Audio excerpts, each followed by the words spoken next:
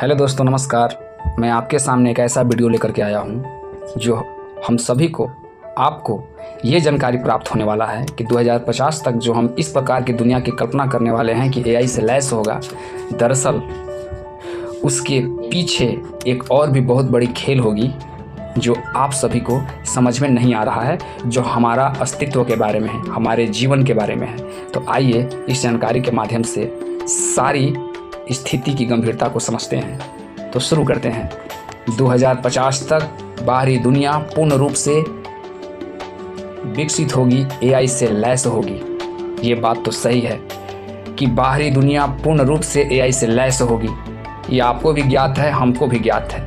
किंतु आगे देखते हैं। 2050 तक में मानव सबसे ज़्यादा बदनसीब होगा क्योंकि उसके भीतर आत्मिक विकास नहीं होगा, अर्थात उसका मन 24 घंटा बेचैन रहेगा। आगे देखते हैं। 2050 तक में जिस प्रकार से हम बाहरी दुनिया को एआई द्वारा सजाने में लगे हैं, ठीक उसके विपरीत हम खुद को सबसे ज़्यादा भुलाने में लगे हैं कि आखिर मैं कौन हूँ, आखिर मेरा अस्तित्व क्या है। कहीं ऐसा तो नहीं कि हम अपना पूरा शक्ति, पूरा पावर एआई के हाथों में देने जा रहे हैं। 2050 तक यह दुनिया पूर्ण रूप से मानव निर्मित होगा, दिखाई देगा। वही दूसरी ओर 2050 तक में प्रकृति का सबसे ज़्यादा सर्वनाश होते हुए भी दिखाई देगा। तो हम सबसे ज़्यादा प्रकृति का सर्वनाश हम अपने ही हाथों से कर रहे होंगे। आगे 2050 तक में हम सिर्फ अपनी ज़रूरतों को पूरा करेंगे, उसमें प्रेम का कोई स्थान नहीं होगा। तब प्रकृति भी हमारी ज़रूरत के हिसाब से ही होंगे कि बस जीने के लिए प्रकृति की ज़रूरत है, तो उतना ही प्रकृति की जगह भी होगी।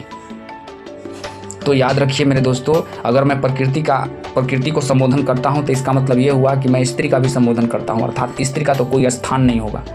स्त्री का जो स्वरूप है, स्त्री का जो प्रेम का जो एक अस्तित्व है, उसका तो कोई चर्चा ही नहीं होगा। मतलब पूरी दुनिया राक्षसी होने जा रही है, जो मैं आगे बताने वाला हूँ।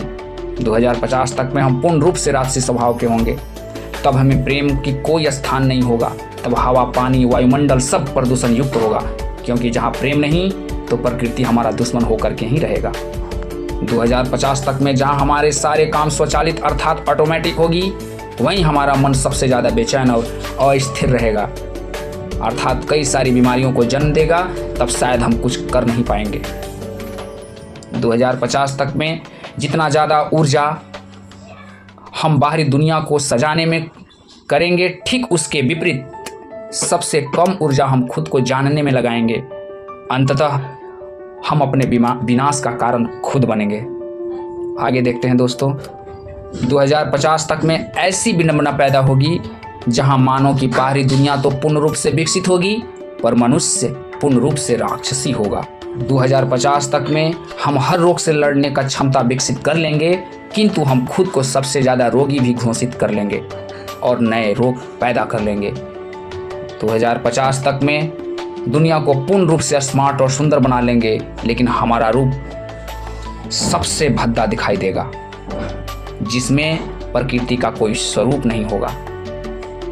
तो मेरे दोस्तों, ये वीडियो आपको कैसा लगा है और मेरा विचार से आप सहमत हैं कि नहीं हैं, आप अपना कमेंट, अपना राय जरूर रखिएगा। Thank you very much. आप सभी को नमस्कार।